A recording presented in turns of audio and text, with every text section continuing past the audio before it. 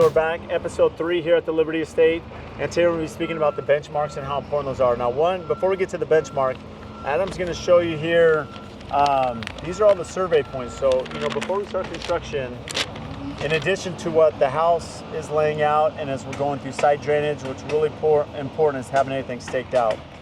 And this makes it fairly easy now for our graders and everybody that's followed them to understand all these important points to the project. So as you go around through the project, you see these stakes throughout the ground. Each one of those stakes are numbered. And that right now, like it's number 100, which is kind of where we are right now. We're actually at 101. This kind of gives us a good point of the corner of the retention basin so that we know exactly where we have to dig to. Yeah, here's the actual layout of the property in the house right now. And then these points will reference, important, building corners. They show corners of the basketball court, the pool house, swimming pool. This is exactly so we can lay it out the way we need. Now, probably one of the most important details where we spend the most time is on every house that we build, or at least have built to this point, every client is putting in a swimming pool. I mean, we are in Arizona, so that's really important. And so Adam and our field team, whatever superintendent is, and the pool contractor, spent a lot of time going through that elevation of the pool, figuring out the benchmark and what that height is going to be. The reason being is that you don't want, unless it's designed for it, but typically, unless it's a unique design that's maybe an elevated, negative edge on all 4 sides.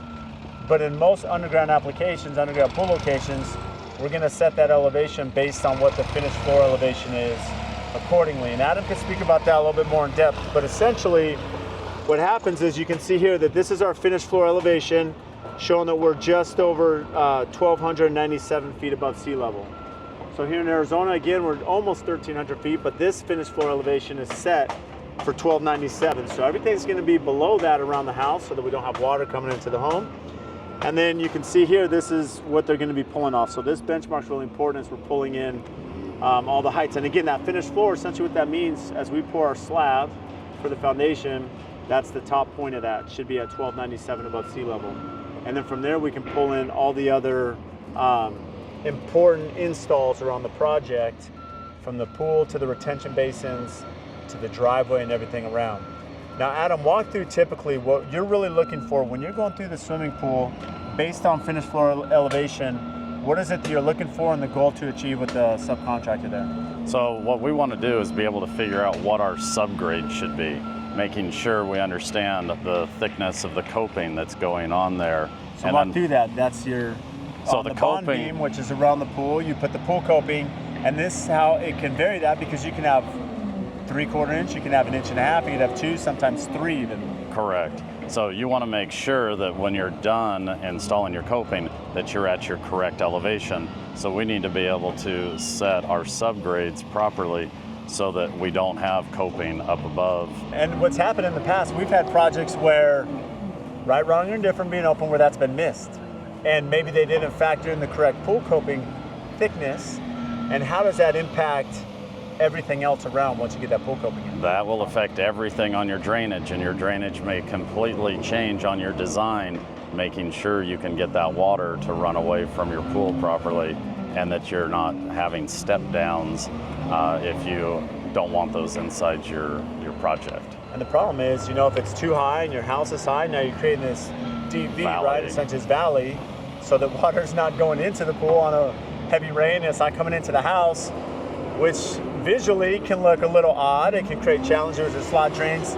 And so to do it properly, that's where you got to have the right depth so that you don't have water going into the pool, into the house, and you're kind of diverting, especially around a really tight backyard such as this one that you're trying to make sure that everything's accounted for. Correct. And so like on this project here, we have a 12-inch subgrade for the house. So how you create your subgrade is you have a project that you have 2 inches of foam, rigid foam insulation. You have your 4 inches of AB and your 6 inches of concrete, and that is how you're creating your 12-inch of subgrade. So what Adam's mentioned, what's unique about this house, and this is very similar to what we did at our net zero Desert Comfort Experience iconic home. And what happens is the AB, the aggregate base underneath, and then we're putting the 2-inch rigid foam that creates an insulation barrier. So we're actually insulating underneath the slab of this house, including the exterior walls of the VICF. So with that 2-inch rigid insulation, you have to factor that into the subgrade there.